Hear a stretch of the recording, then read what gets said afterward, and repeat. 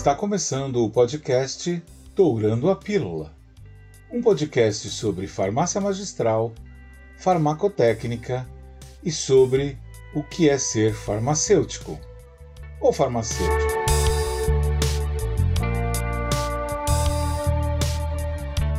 Olá pessoal, muito bem-vindos, muito bem-vindas.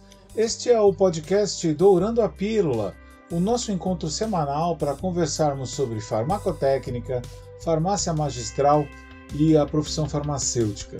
Se você está retornando, eu agradeço muito o seu carinho por estarmos aqui aprendendo juntos.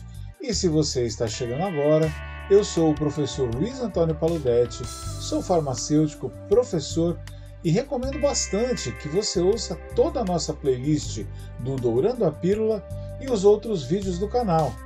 E não se esquece de curtir, comentar e compartilhar, que isso me motiva muito para produzir novos conteúdos e não esquece de assistir a todos os vídeos do nosso canal. No podcast de hoje nós vamos falar sobre uma matéria-prima que repentinamente virou um modismo. Nós vamos falar sobre o óleo de coco e a sua inclusão em fórmulas magistrais, principalmente no uso para lubrificação vaginal e na veiculação de lactobacilos. Olha, o óleo de coco é realmente uma matéria-prima incrível, com aplicações cosméticas, farmacêuticas e alimentícias. É um óleo cujo ponto de fusão é 24 graus Celsius. Então, na maioria das localidades brasileiras, ele estará na forma líquida e nunca se solidificará. Mas, em algumas raras localidades, onde a temperatura média é menor que 24 graus Celsius, o óleo ficará parcialmente solidificado. E mesmo que ele solidifique, ou seja, congelado, veja bem, muita gente faz o óvulo, congela e pede para a paciente usar o óvulo congelado.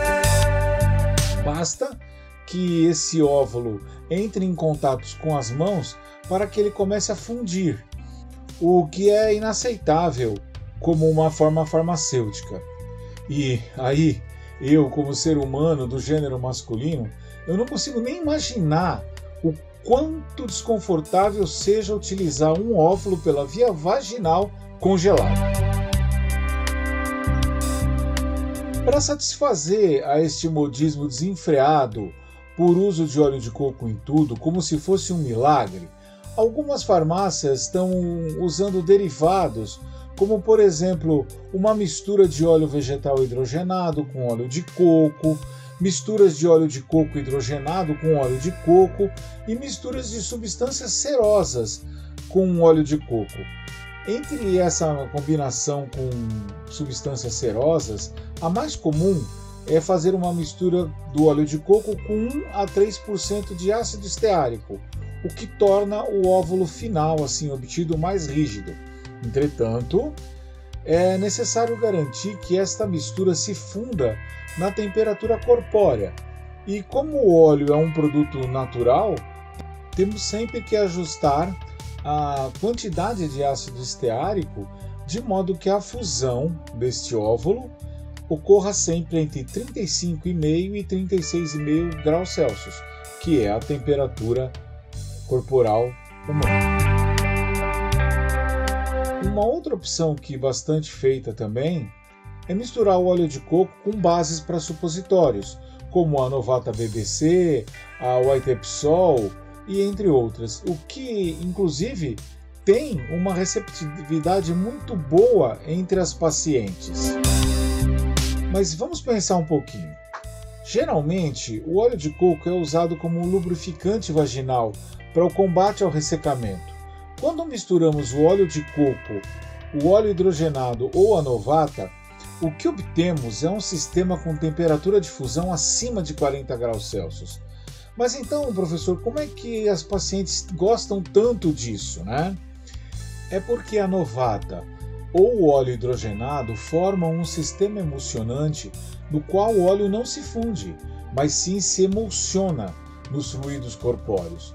Como se trata da fase oleosa da emulsão e de emulsionantes, esse sistema, ao entrar em contato com as secreções vaginais, irá formar uma emulsão do tipo água em óleo e que, pelo seu alto teor de óleos, terá um efeito lubrificante. E aí, gente, se for óleo de coco, óleo de palma, óleo de soja, manteiga de cacau, de karité, qualquer coisa vai funcionar porque a base Novata ou a Itepsol e até mesmo o óleo hidrogenado resolvem essa situação. Resumindo, se você quiser usar o óleo de coco puro, ele terá que ser aditivado cuidadosamente com ácido esteárico, que é um dos constituintes do óleo, para aumentar seu ponto de fusão, garantindo que ele permaneça estável na temperatura de armazenamento e durante a aplicação, mas se funda na temperatura corpórea.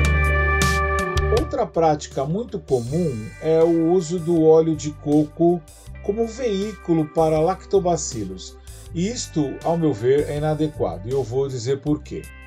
Primeiro, nós não sabemos qual é o efeito que o óleo terá nas membranas celulares dos micro-organismos liofilizados. Segundo, se e quando esses micro-organismos chegarem à mucosa, estarão envoltos em uma película de óleo que impedirá ou que retardará que os mesmos retornem à atividade, visto que as partículas das cepas liofilizadas estarão, entre aspas, mergulhadas no óleo. Vocês conseguem perceber como o problema é mais do que simplesmente ajustar a temperatura de fusão do óvulo ou do recipiente?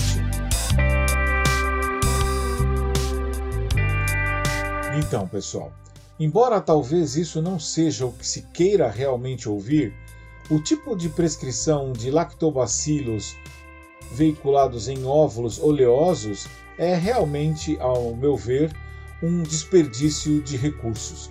Seria mais interessante fazer isso numa cápsula vaginal com os recipientes prebióticos adequados e que fosse aplicada separadamente um creme vaginal contendo óleo de coco in natura ou emulsionado. Eu sei que esses temas são complexos. Muitas pessoas têm dúvidas sobre como funcionam realmente estas formas farmacêuticas tão interessantes que são supositórios e óvulos. Será que eles sempre precisam se fundir? Ou será que muitas vezes eles se emulsionam? Como é que são as bases? Como é que são as fórmulas? Como é a fisiologia e como são absorvidos os fármacos a partir desses supositórios e óvulos? Então, pensando nessas dúvidas, eu criei para vocês uma masterclass incrível.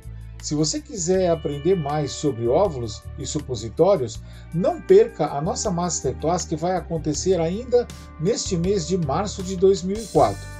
Eu vou deixar aí na descrição o link para as inscrições, tá bom?